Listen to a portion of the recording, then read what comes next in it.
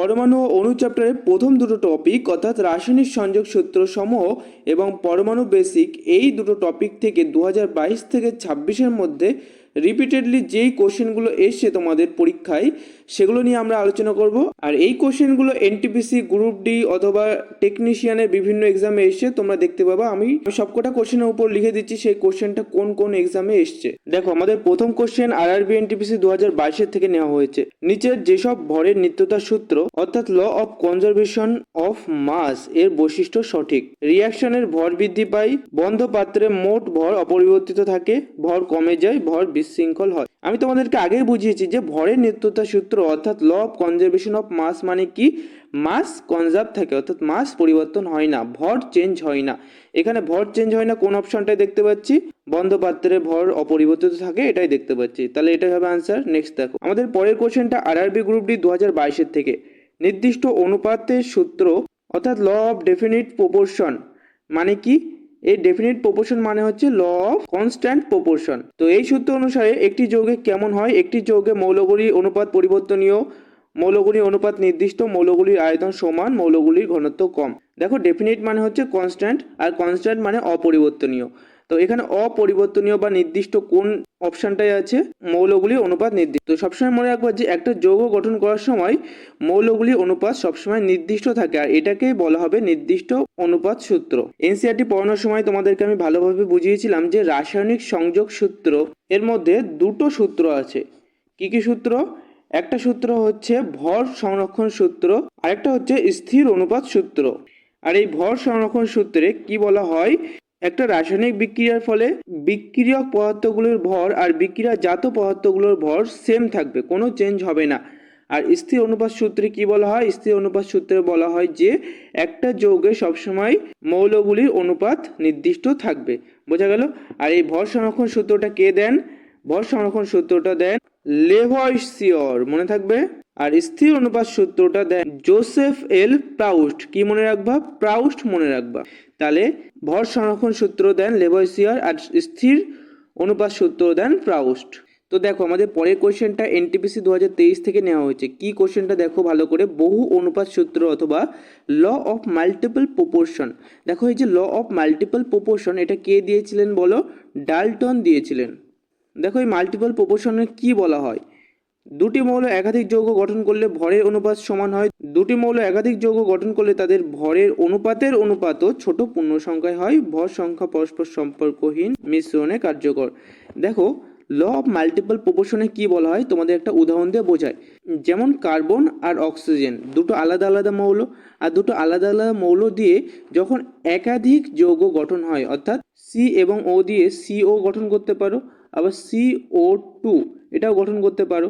এবার ল of multiple প্রপোর্শনে বলা হয়েছে যে দেখো, এখানেও একটা কার্বন পরমাণু রয়েছে, এখানেও একটা কার্বন পরমাণু রয়েছে, কিন্তু অক্সিজেন পরমাণু এখানে একটা রয়েছে আর অক্সিজেন পরমাণু এখানে দুটো রয়েছে। তো এখানে এটাই বলা হয়েছে যে নির্দিষ্ট ভরের যেই মৌলটা থাকবে তার সাথে যে ভিন্ন ভিন্ন ভর যুক্ত হয় তাদের অনুপাত একটা পূর্ণ সংখ্যায় হবে। অর্থাৎ এখানে দেখো, কার্বন নির্দিষ্ট আর অক্সিজেন ভিন্ন ভিন্ন সংখ্যায় আছে। তো অক্সিজেনদের অনুপাত কত তাই দেখো, 1:2। তাহলে এটা হচ্ছে একটা পূর্ণ সংখ্যায় পাওয়া যাবে, সবসময় কোনো ভগ্নাংশে পাওয়া যাবে না। তো এটাই ল অফ মাল্টিপল প্রপোর্শনে বলা হয়েছে। তাহলে উত্তরটা কি হবে বলো তোমরা দেখি? উত্তর হবে দুটি মৌল একাধিক যৌগ গঠন করলে ভরের অনুপাতও ছোট পূর্ণ সংখ্যায় হয়। আমাদের নেক্সট কোশ্চেনটা এনটিপিসি 2023 থেকে নেওয়া। জলের ক্ষেত্রে এইচ এবং ও অর্থাৎ হাইড্রোজেন এবং অক্সিজেনের ভরের অনুপাত কত হবে? এনসিইআরটি পড়ানোর সময় এটা আমি তোমাদেরকে ভালো করে বুঝিয়েছিলাম কত হবে।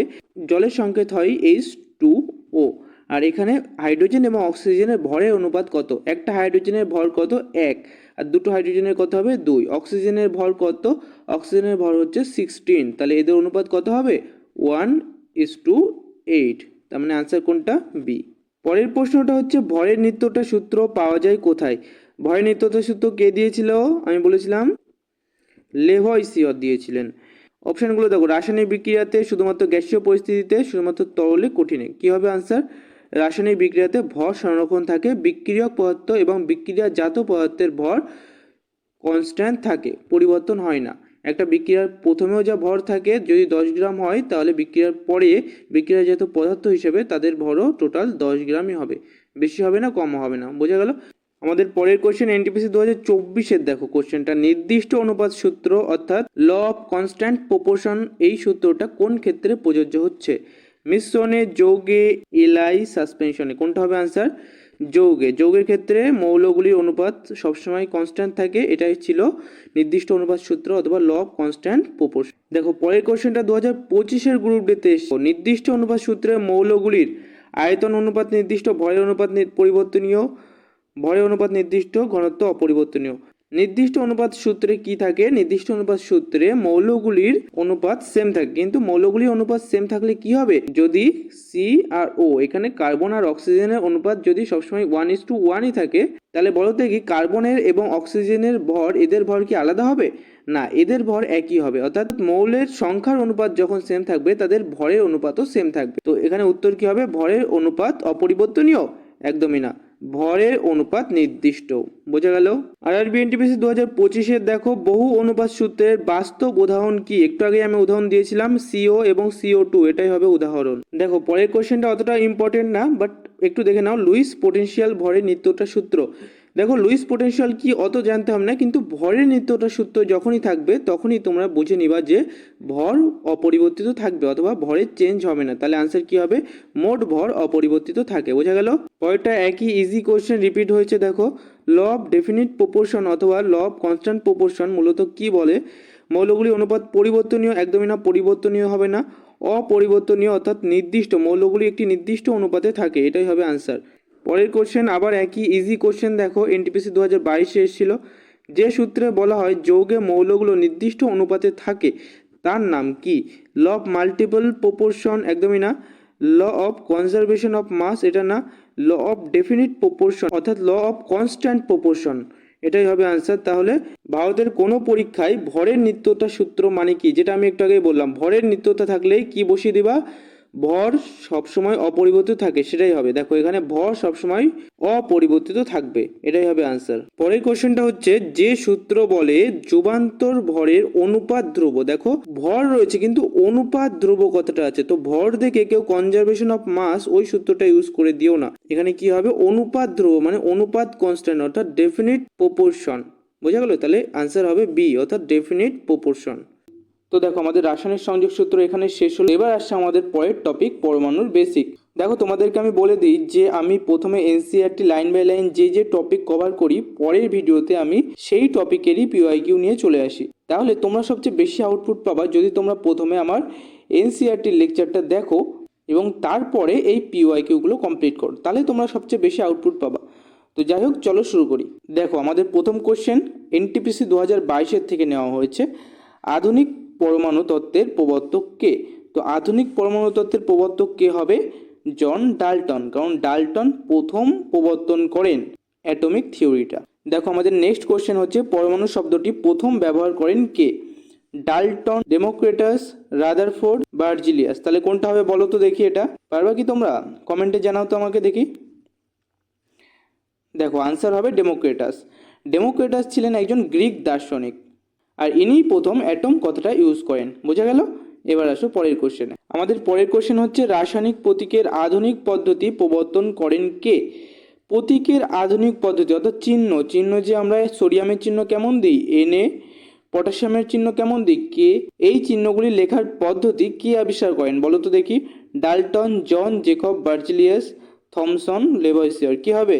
আনসার হবে জন জেকব বার্জিলিয়াস। আমি এনসিইআরটিতে বলেছিলাম যে প্রথম মৌলকে প্রকাশ করার জন্য প্রথম চিহ্ন কে ইউজ করেন? প্রথম চিহ্ন ইউজ করেন ডাল্টন। বাট ডাল্টন যে সাইনগুলো ইউজ করেছিলেন সেগুলো অনেকটা চিত্রের মতো, কিন্তু আধুনিক প্রতীক অর্থাৎ কোনো মৌলের নামের প্রথম অক্ষর দিয়ে প্রতীক তৈরি করা, সেটা প্রথম ইউজ করেছিলেন জেকব বার্জিলিয়াস। মনে থাকবে। পরের কোশ্চেনটা দেখো, ডাল্টনের মতে পরমাণু হলো কি? বিভাজ্য, সৃষ্টিয়, ধ্বংসযোগ্য, অবিভাজ্য ও অক্ষয় নিউক্লিয়াস বিশিষ্ট। কোনটা হবে আনসার? একদম ইজি কোশ্চেন। ডাল্টনই প্রথম বলেছিলেন যে পরমাণু হচ্ছে অবিভাজ্য এবং অক্ষয়। পরের কোশ্চেনটা হচ্ছে, ডাল্টনের পরমাণু তত্ত্বের কোন বক্তব্যটি ভুল বলে প্রমাণিত হয়েছে? ডাল্টন যে তত্ত্বগুলো দিয়েছিল বা থিওরি দিয়েছিল অ্যাটমিক থিওরি, সেই থিওরির মধ্যে অধিকাংশই ছিল ভুল। তো এই অপশানগুলোর মধ্যে দেখো কোনটা ভুল আছে। পরমাণু অতি ক্ষুদ্র কণা, হ্যাঁ এটা তো ঠিক আছে, পরমাণু তো ছোট কণাই, পরমাণু তো আর বড় কণা না, পরমাণু ছোট কণা, এটা তো ঠিক আছে। একই মৌলের সব পরমাণু সমান, এটাও অনেকটা মোটামুটি ঠিক আছে, একই মৌলের সব পরমাণু সমান, কিন্তু কিছু কিছু মৌলের ক্ষেত্রে আলাদা হবে, যাদের আইসোটোপ দেখা যায় তাদের ক্ষেত্রে আলাদা হবে, তো এটা ঠিক আছে মোটামুটি। কিন্তু এখানে দেখো পরমাণু অবিভাজ্য, এটা কিন্তু একদমই ভুল, কারণ পরমাণুকে ভাঙা যায়। কীভাবে ভাঙা যায়? ইলেকট্রন, প্রোটন আর নিউট্রন, এই তিনটে ভাবে কিন্তু পরমাণুকে ভাঙা যায়, কিন্তু এখানে দেখো পরমাণু অবিভাজ্য। তো তুলনামূলকভাবে কোনটা বেশি ভুল সেটা উত্তর দিতে হবে তোমাদেরকে। তো উত্তর হবে তাহলে কি? পরমাণু অবিভাজ্য। পরের অপশনটা দেখো, যৌগ নির্দিষ্ট অনুপাতে গঠিত। তো একটা যৌগ সবসময় মৌলগুলি নির্দিষ্ট অনুপাতে যুক্ত হয়, এটা ঠিক হবে। আমাদের পরের কোশ্চেন গ্রুপ ডি 2023 থেকে নেওয়া হচ্ছে, রাসায়নিক প্রতীক সাধারণত লেখা হয় কিভাবে? তো এটা তো সবাই পারবে, একদমই সহজ কোশ্চেন। প্রথম অক্ষর বড় হাতে লিখতে হয় আর পরের অক্ষরটা ছোট হাতে লিখতে হয়। যেমন যদি ক্লোরিনের চিহ্ন লেখো তাহলে কেমনভাবে লিখবা? সিটা বড় হাতের আর এলটা হচ্ছে ছোট হাতের। তারপরে যদি হিলিয়ামের চিহ্ন রেখো কেমনভাবে লিখবা? এইচটা বড় হাতে, ইটা ছোট হাতে। তো পরের কোশ্চেনটা হচ্ছে সোডিয়াম প্রতীকটি নির্দেশ করে। দেখো তোমরা বলবা দাদা এত সহজ সহজ কোশ্চেন কেন নিয়ে? দেখো এটা পরীক্ষায় এসছে আর এটা বারবার এসছে, অনেকবারই এসছে এমন ধরনের কোশ্চেন। কোনটা কার প্রতীক? যদি আমি তোমাদেরকে এখন বলি যে এ ইউ, এটা কার প্রতীক বলো তো? তাহলে অনেকেই পারবা না। এ ইউটা হচ্ছে গোল্ডের প্রতীক, মনে থাকবে। এজি, এটা হচ্ছে সিলভারের প্রতীক। অর্থাৎ সব প্রতীকগুলো তোমাদেরকে মাথায় রাখতে হবে। তো শুধুমাত্র এই কোশ্চেনে সোডিয়াম রয়েছে বলে মনে করো না শুধু সোডিয়ামটা পড়লেই হয়ে যাবে, তোমাদের সব প্রতীকগুলো মাথায় রাখতে হবে। তো এনে প্রতীকটা নির্দেশ করে দেখো সোডিয়াম। তো এবার আবার প্রতীকের কোশ্চেন চলে এসে, তো এফি প্রতীকটি এসছে।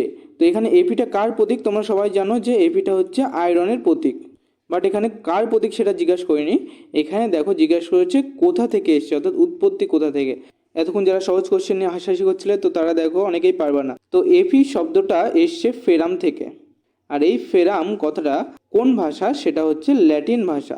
তাহলে ফেরাম হচ্ছে একটা ল্যাটিন শব্দ, আর ল্যাটিন শব্দ থেকে এফি কথাটা এসছে। তাহলে আনসার কি হবে? ল্যাটিন নাম থেকে এসছে। আবার একটা প্রতীকের চিহ্ন এইচ জি, প্রতীকটি কোন মৌলের? তো এইচ জি হচ্ছে, এইচ জি দেখে হাইড্রোজেনকেও মেরে দিও না, এটা হচ্ছে মার্কারির প্রতীক, মার্কারি অথবা পারদ, যেটা হচ্ছে একটা তরল ধাতু। তাহলে একমাত্র তরল ধাতু মার্কারি, যার চিহ্ন হচ্ছে এইচ জি। বোঝা গেল? নেক্সট কোশ্চেন, ডাল্টনের তত্ত্ব অনুযায়ী যৌগ গঠিত হয় কিভাবে? তো যৌগ গঠিত হয় মৌলগুলির কি অনুপাতে? একটা নির্দিষ্ট অনুপাতে। যেমন কার্বন ডাই অক্সাইড, এটা 1:2 এই অনুপাতে সবসময় যুক্ত হবে। তো যত কার্বন ডাই অক্সাইড আছে পৃথিবীতে সবই কিন্তু 1:2 অনুপাতেই থাকবে, কার্বন এবং অক্সিজেন। তাহলে আনসার কি হবে? নির্দিষ্ট অনুপাত। রাসায়নিক প্রতীকে প্রথম অক্ষর বড় হাতে লেখা হয় কেন? তো তোমরা সবাই জানো একটা চিহ্ন লিখতে গেলে প্রথম অক্ষর বড় হাতে লিখতে হয়। যেমন এফ ই, এফটা বড় হাতে লিখতে হয় আর ইটা হচ্ছে ছোট হাতে লিখতে হয়। তো বড় হাতের কেন লেখা হয়? সৌন্দর্যের জন্য। সৌন্দর্যের জন্য সায়েন্স কাজ করে না, ঠিক আছে, মনে রাখবা। আন্তর্জাতিক নিয়ম না, আন্তর্জাতিক নিয়ম তো প্রথমে ছিল না, এটা অ্যাকচুয়ালি বিভ্রান্তি এড়োতে প্রথম তৈরি করা হয়, ঠিক আছে। তো বিভ্রান্তি এড়োনোর জন্য প্রথম অক্ষর বড় হাতের লেখা হয় আর পরের অক্ষরটা ছোট হাতের লেখা হয়। বোঝা গেল? এবার দেখো এই কোশ্চেনটা দেখি কে পারবে। এই কোশ্চেনটা তাড়াতাড়ি আনসার দাও আমার কমেন্ট বক্সে, দেখি কে পারে। তারপরে আমি যখন বলবো কেউ এডিট করবো না, ঠিক আছে। দেখো ক্লোরিন প্রতীকটি এসছে কোথা থেকে? ক্লোরিন শব্দটাকে ল্যাটিন শব্দ ক্লোরাম থেকে, গ্রিক শব্দ থেকে ডাল্টন নির্ধারিত। কোনটা হবে তাড়াতাড়ি বলো, ফটাফট বলো, ফটাফট বলো। দেখো আনসার হবে ল্যাটিন শব্দ ক্লোরাম থেকে।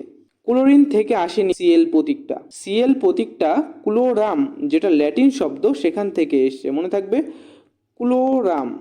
এখান থেকে সি আর এল এই দুটো নিয়ে সি এল উৎপাদন হয়।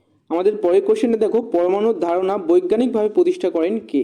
Democritus, Dalton, Thomson, Rutherford. দেখো ডেমোক্রিটাস উনি পরমাণুর কথাটা উল্লেখ করেন প্রথম, ডাল্টনেরও আগে, কিন্তু ডেমোক্রিটাস ছিলেন একজন দার্শনিক। তো তিনি দার্শনিক মতবাদ দিয়ে অ্যাটমকে উদ্ভাবন করেন। বাট এই যে ডাল্টন, ডাল্টন কি করেন? ইনি বৈজ্ঞানিকভাবে একটা কনসেপ্ট মানুষের কাছে প্রকাশ করেন। তাহলে আনসার কি হবে? ডাল্টন প্রথম বৈজ্ঞানিকভাবে প্রতিষ্ঠা করেন পরমাণুর ধারণা অথবা অ্যাটমিক কনসেপ্ট। পরের কোশ্চেন দেখো, গ্রুপ ডি 2024 থেকে নেওয়া হয়েছে, যে বিজ্ঞানী প্রথম চিত্রের মাধ্যমে মৌলের প্রতীক প্রকাশ করেছিলেন। দেখো আমি কিছুক্ষণ আগে একটা কোশ্চেনে বলেছিলাম যে প্রথম চিত্রের মাধ্যমে মৌলের প্রতীক ব্যবহার করেন বিজ্ঞানী ডাল্টন। তাহলে আনসার কি হবে? ডাল্টন। আর এই যে বার্জিলিয়াস কি করেন? প্রথম মৌলের চিহ্ন, মৌলের নামের প্রথম অক্ষর দিয়ে প্রকাশ করেছিলেন। আমাদের সর্বশেষ কোশ্চেন হচ্ছে এনটিপিসি 2023 থেকে নেওয়া। আর রাসায়নিক প্রতীকের ক্ষেত্রে বার্জিলিয়াস প্রবর্তন করেন কি? চিত্র প্রতীক, যেটা কে আবিষ্কার করেন? ডাল্টন। ল্যাটিন অক্ষর ভিত্তিক প্রতীক, হ্যাঁ এটাই আবিষ্কার করেন আমাদের বার্জিলিয়াস কাকা। তাহলে মনে থাকবে যে ল্যাটিন অক্ষর ভিত্তিক প্রতীক প্রথম ইউজ করেন হচ্ছে বার্জিলিয়াস, আর চিত্র প্রতীক ডাল্টন। তাহলে আজকের ভিডিও এই পর্যন্তই। আর ভালো লাগলে একটা লাইক করে দিও, আর এমন ভিডিও আরও পেতে হলে সাবস্ক্রাইব করো আমাদের চ্যানেল সায়েন্স শেখো। আর কোন কোশ্চেনটা তোমাদের সবচেয়ে কঠিন লেগেছে সেটা আমাকে কমেন্ট বক্সে জানাবা। ঠিক আছে, থ্যাংক ইউ।